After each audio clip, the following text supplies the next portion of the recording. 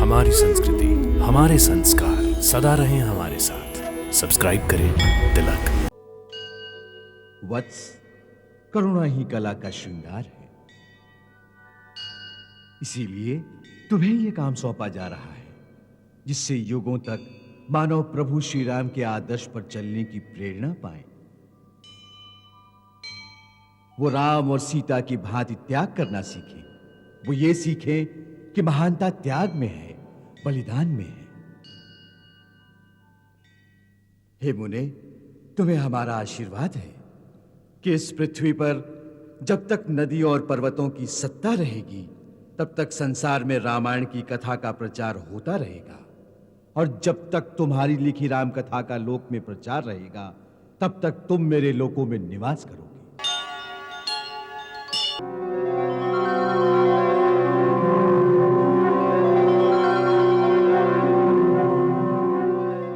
प्रणाम ब्रह्मदेव।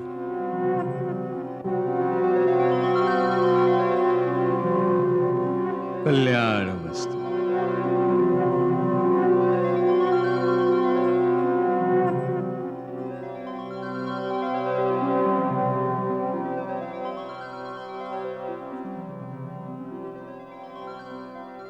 महर्षि वाल्मीकि, तुमने सत्य कहा।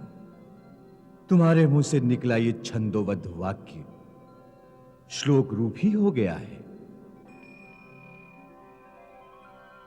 मेरी प्रेरणा से ही देवी सरस्वती ने तुम्हारी जिह्वा पर वास करके इस कल्प में भूतल के सबसे पहले काव्य की रचना कराई है। तुम्हारे द्वारा प्रभु राम के महान आदर्श चरित्र का वर्णन किया जाना निश्चित है। इसलिए यह काव्य शक्ति तुम्हें प्रदान की गई है कि तुम नारद द्वारा बताए गए भगवान श्री राम के उज्जवल चरित्र को रामायण नाम से काव्यबद्ध करो। वत्स, मेरे वरदान से श्री राम का समस्त गुप्त या प्रकट वृतांत तथा सीता और समस्त देवों तथा असुरों का गुप्त या प्रकट चरित्र जो हो चुका है, जो होने वाला है, अज्ञात होने पर भी तुम्हें ज्ञात हो जाएगा। ये परम सिद्धि तुम्हें प्रदान की गई है कि तुम जो लिखोगे वही सत्य हो जाएगा। अतः तुम श्री रामचंद्र की परम पवित्र एवं मनोरम गाथा को श्लोकबद्ध करके लिखो, जिससे प्रेरणा पाकर समस्त युगों में प्राणी धर्माचरण के द्वारा भक्ति और मुक्ति प्राप्त करने के साधनों में प्रवृत्त हो। हे परमपिता, आपने यह कार्य मुझे ही क्यों सौंपा है? हे पुत्र, तुम्हें इस परम यश के अधिकारी हो। तुम्हारी तपस्या के फलस्वरूप तुम्हें भी माता भगवती की सेवा का सुअवसर मिलने वाला है। उनके जीवन में तुम्हें योगदान देना है। इस कारण हे ब्राह्मण श्रेष्ठ, तुम्हें ही इस यश का भागी होना है। ऐसा विधि का विधान होना निश्चित है। तुम्हारे द्वारा कहे गए प्रथम श्लोक से आज एक महाकाव्य की रचना का श्री गणेश हुआ है। उस महाकाव्य का श्री गणेश इतने करुणाजनक दृश्य से क्यों हुआ है? उसमें इतनी पीड़ा क्यों है? क्योंकि अब जो घटने वाला है उसमें करुणा रस प्रधान है। राम और सीता के वियोग की पीड़ा है। वत्स, करुणा ही कला का श्रृंगार है।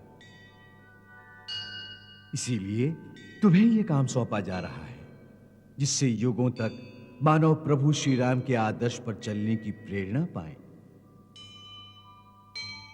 वो राम और सीता की भांति त्याग करना सीखें। वो ये सीखें कि महानता त्याग में है, बलिदान में है।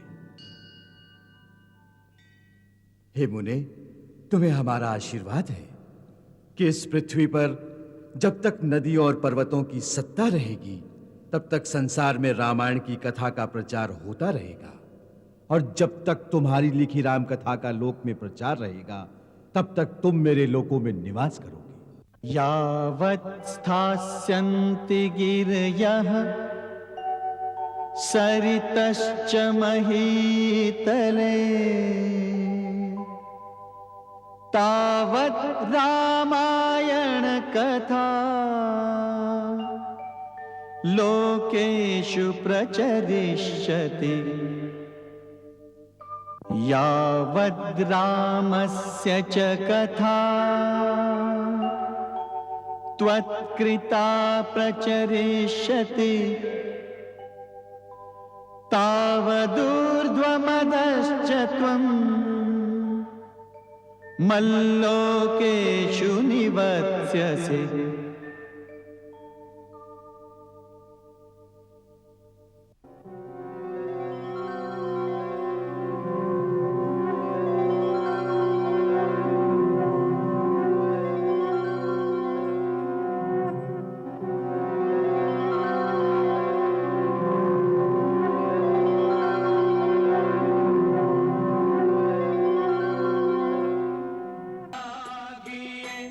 रघुवंश भानु जागिए रघुवंश भानु मुनि जन मन भावना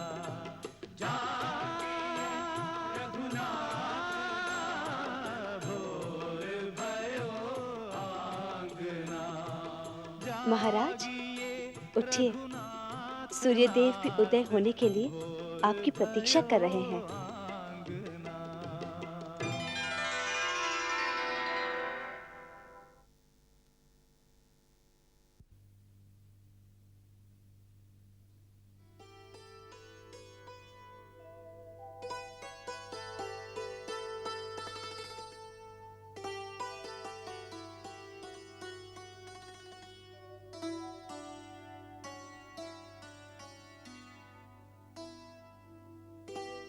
सीते, इन दिनों तुम मुझे महाराज कहकर संबोधित करती हो, बड़ा विचित्र सा लगता है। इस संबोधन को सुनने का अभी अभ्यास नहीं हुआ, इसीलिए खटकता है। राजा बने हैं तो ये संबोधन तो सुनना ही पड़ेगा। फिर तो मुझे भी तुम्हें महारानी कहकर बुलाना चाहिए। मैं आपकी महारानी थोड़ी ही हूँ। और मैं तुम्हारा राजा हूं। अवश्य, राजा तो सभी के लिए राजा ही होता है। और वैसे भी राज्याभिषेक से पहले भी आप तो मेरे हृदय के राजा थे।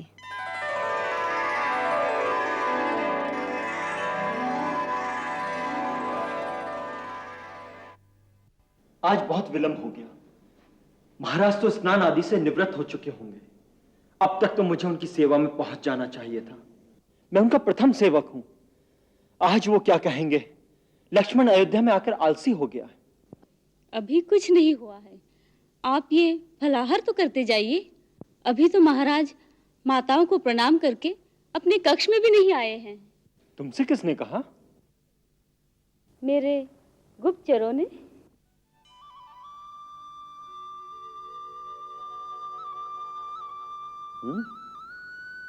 तो तुमने भी गुप्तचर रख लिए। देखो, गुप्तचरी का अधिकार केवल राजा को होता है, हर किसी को नहीं। पत्नी को भी होता है। अच्छा, तो जब मैं वनवास में था तो मेरी गुप्तचरी किससे करवाती थी? दीदी से। उन्होंने मुझे आपकी सारी कथा सुना दी है। कौन सी कथा? शूर्पणखा वाली। वो इतना कह रही थी तो उससे विवाह क्यों नहीं कर लिया?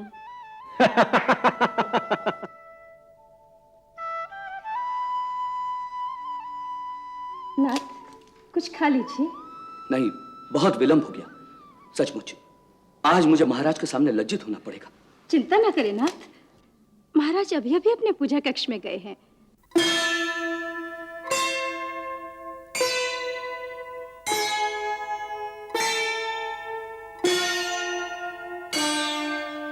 ओंकारं बिंदु संयुक्तं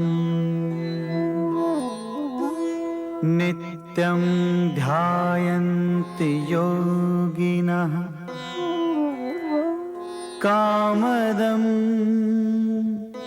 मोक्षदं चैव ओंकाराय नमो नमः।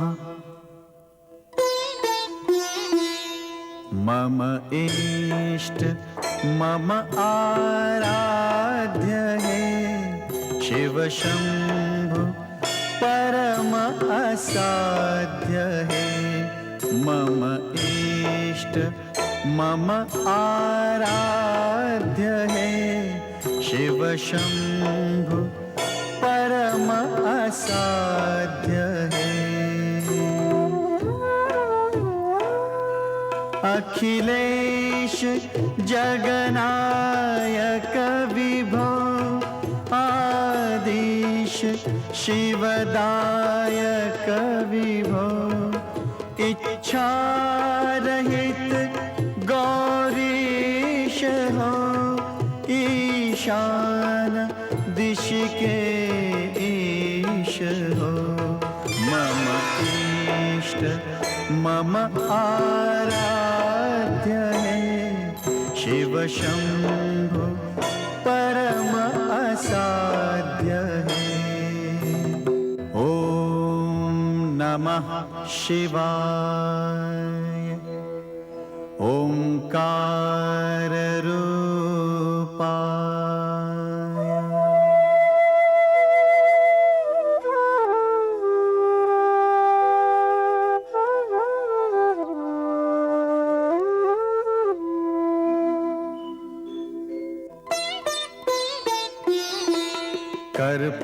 कर्पूरगौरं करुणावतारं संसारसारं भुजगेन्द्रहारं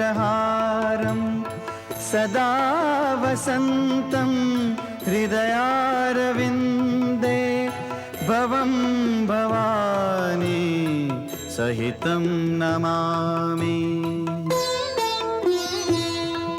मम इष्ट मम आराध्य है शिव शंभु परम असाध्य है। ओम नमः शिवाय च शिवतराय च नमः शंभवाय च मयो भवाय च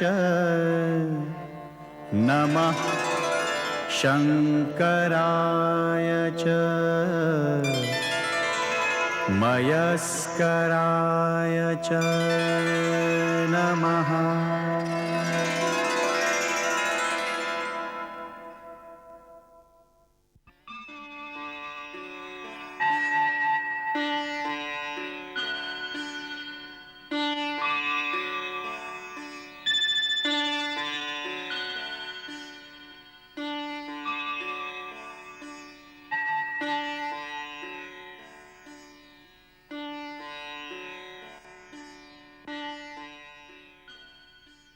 दीर्घायु हो, पुत्रवती हो। लो भगवान का चरणामृत।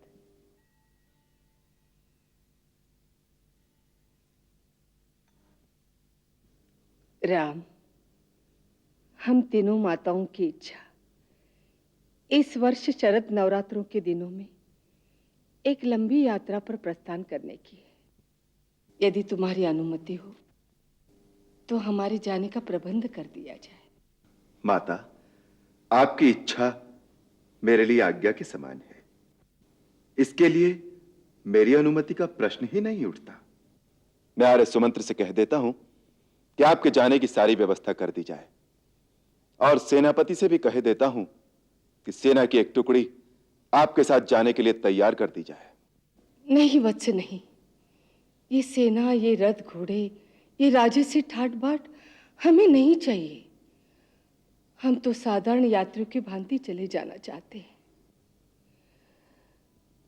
यदि स्वर्गीय महाराज जीवित होते तो कुल की परंपरा के अनुसार हम वानप्रस्थी होकर वनों में चले जाते।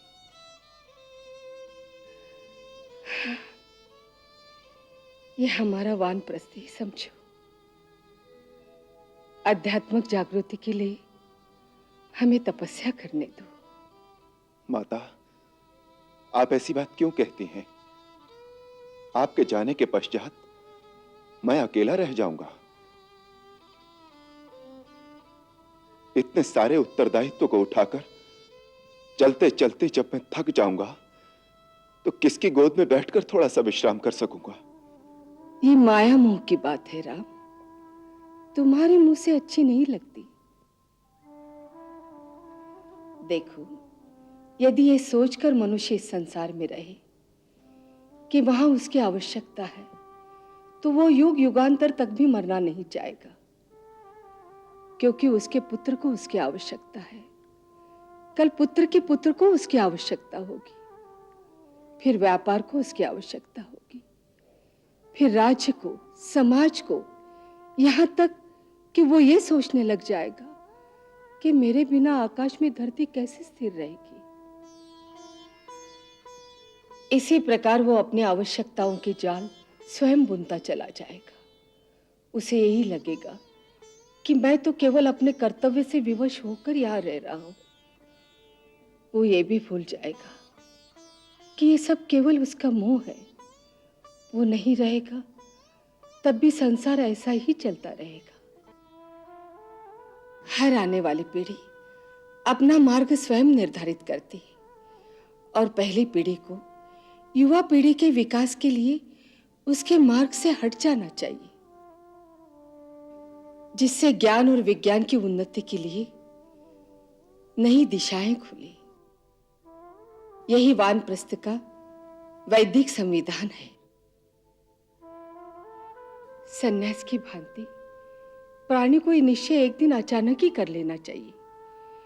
बहुत वाद विवाद में उलझकर वो मोह का बंधन कभी नहीं तोड़ पाएगा। सभी कहते हैं तुम तो भगवान हो,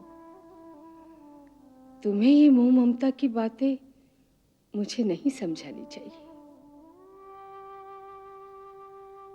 माता, पिताश्री सच कहा करते थे, राम, धर्म, नीति और वैराग्य का पूर्ण ज्ञान तुम्हें अपनी बड़ी मां से ही मिलेगा।